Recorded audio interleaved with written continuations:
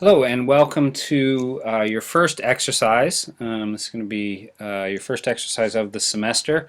Remember, we're going to be doing exercises and projects. Exercises are, I would say, sort of technical in nature.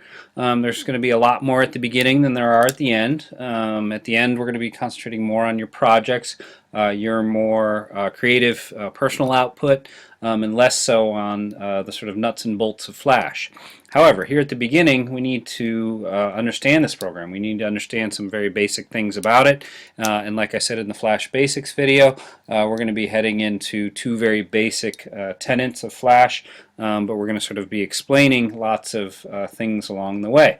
So the first exercise that you're doing is called making a simple motion tween. I'm going to explain that sort of phrase tween. It's going to make sense once we get into the timeline. But this is sort of the basis of Flash.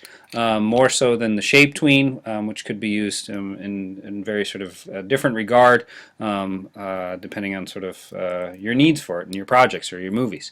How these are going to go for the most part in terms of exercises is that I am going to kind of follow step by step what I have on D2L. So I'm actually on one side of the screen, you can't see it, but have the making a simple motion tween up. So that I can sort of reference, hey, I'm on step 3, I'm on step 4, and so you can sort of watch the videos, follow along, pause the videos, and sort of make sure you're on the same track as myself.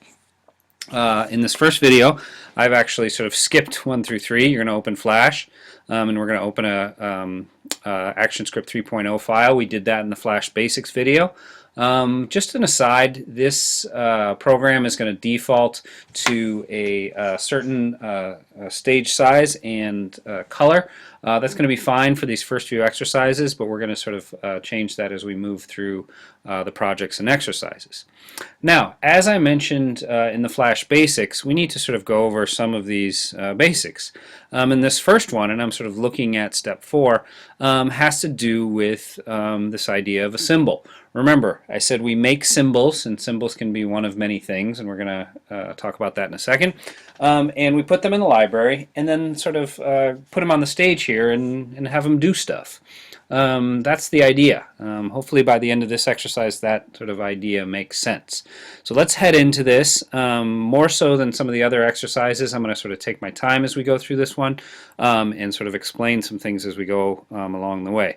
Just as an aside, these videos have 15-minute time limits.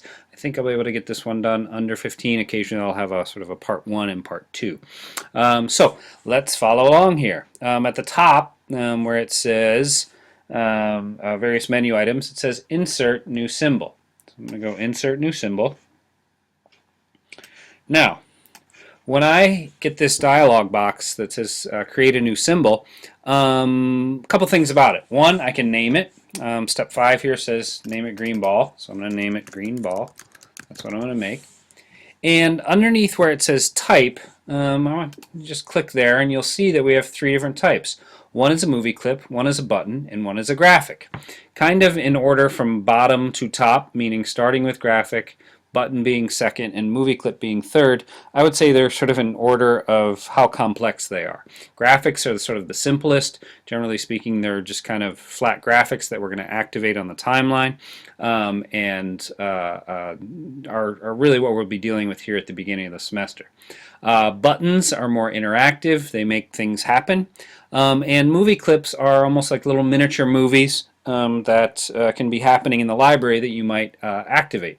Imagine, for instance, and we're going to do this exercise later, sort of a stick figure running. You can sort of have that stick figure running in place almost over in the library and then activating and moving him left to right or right to left to sort of mimic what running might be like. If that doesn't make sense, it will once we sort of get into movie clips. I'm going to choose graphic. Okay. And I'm going to click OK. Okay. Now, in the instructions, and I'm waiting for this to happen, step 7, it says you will leave the stage at this point and enter the library where we will create our graphic. You should notice that this area got much bigger. Means we're sort of inside the library. You can see this over here because we have this clicked on, but more importantly, over here on the top left, I have what's called my scene 1. That's my stage, okay? And if I double click on my green ball, I have sort of the symbol in the library. This is a very, very important thing in Flash, mainly because you need to sort of always pay attention to where you are, okay? By that, I mean, are you in the library? Are you on the scene? Often they look very similar. You'll notice that even inside my green ball I have a timeline that looks pretty much exactly like the main timeline.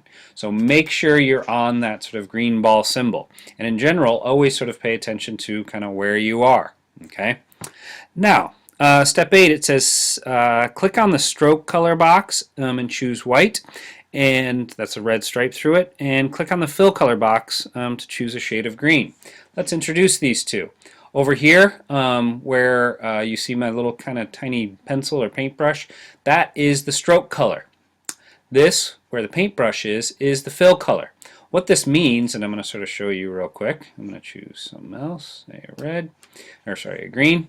When we draw anything, whoops, and you may or may not see that very well. Let's see here. There.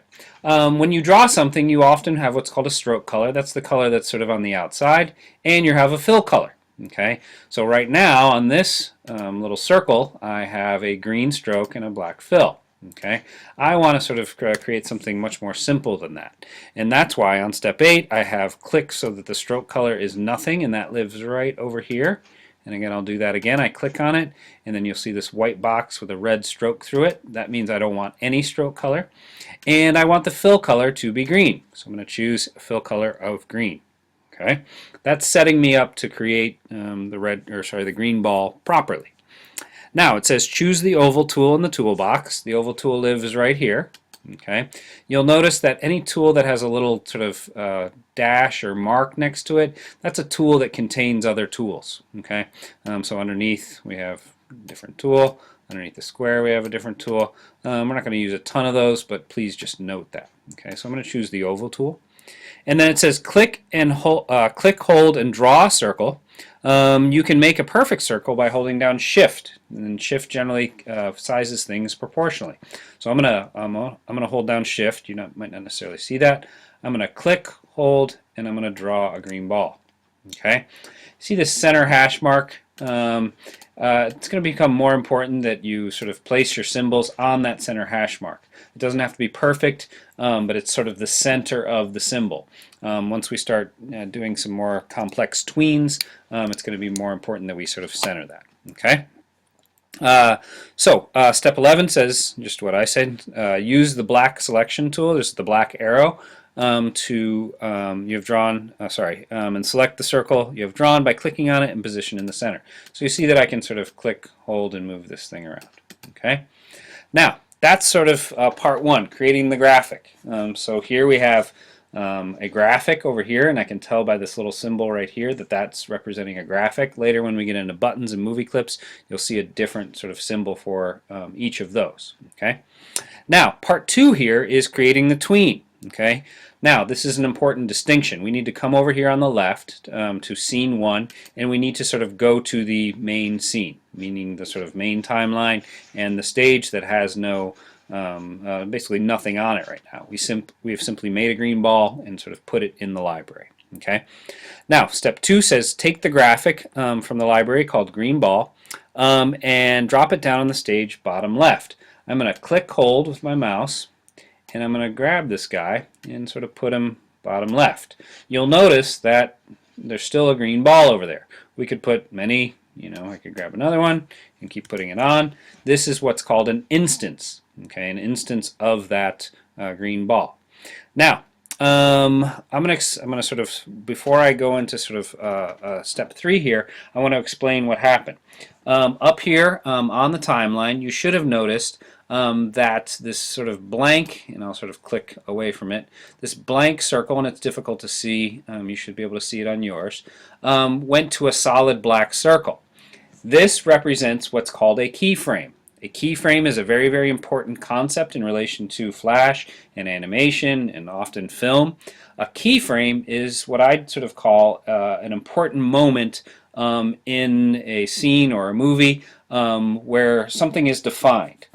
And in this case, we have simply defined that on this first keyframe, the green ball is right here.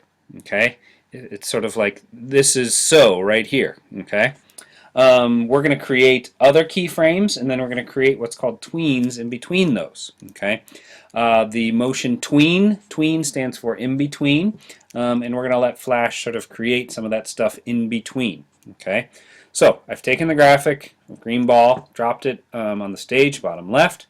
Step 3 says move up to frame 60, and we're going to click on that frame. Okay. What I'm going to do is sort of actually, I'm going to right click on my mouse, and I am going to insert sort of a frame. Okay, your step-by-step says, and we can do it that way as well, it says choose insert timeline frame. Okay, that's going to do the exact same thing. Okay, now what we're sort of doing here is we're sort of making the green ball live over a period of 60 frames. Prior to this, and I'm going to undo so you can see it, it really only lived in one frame. You see, I can't grab that playback head. I can't do that. Okay, so it really only lived in that basically one frame spot. I'm going to right click again, insert frame, and step 6 says, step 5 says choose any frame in between 1 and 60 in the timeline and click on that frame. So I'm just going to click on it in between. And then I'm going to go to choose, and I'm going to insert a motion tween.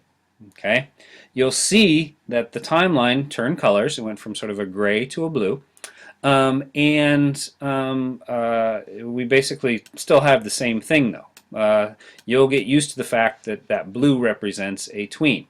Now, in relation to this idea of keyframes, we simply right now have one keyframe and that ball is staying in the same spot. Okay.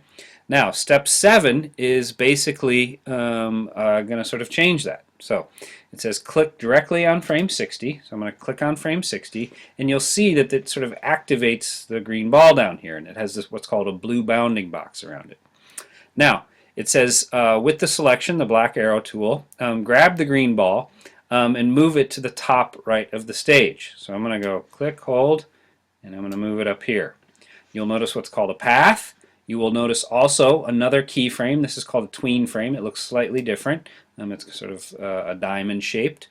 And you should notice as you grab your playhead that you have your first animation.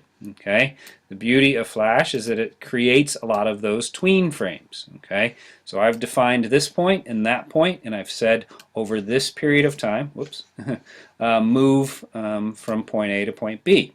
Okay, that is a very, very simple motion tween. Okay, now let's see here. What we need to do here over the next minute here is first of all save this file. So I'm going to go to File, Save As.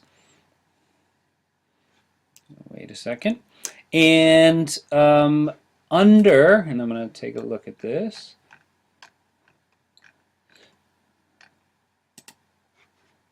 I gotta find my Flash folder, Spring, NCC animation. I'm going to save this as my first name, my last name, underscore, motion tween. Okay, that's how you're going to be saving most of your files. Now you'll notice that I'm saving this as what's called an FLA. That's the master Flash file. Okay, so I'm going to save this. Okay. Now, step 12, okay, says test your movie. Okay. I'm going to go Control, Test Movie. I'm going to test it in Flash. And you're going to get a separate file. And this file is called my first name, last name, underscore, motion tween dot swift. This file actually is created and put into the exact same folder that you saved your .fla file. This is the folder that you're going to hand, or sorry, the file that you're going to hand in. Okay. So in a nutshell, that is a motion tween. We're going to head into shape tween here.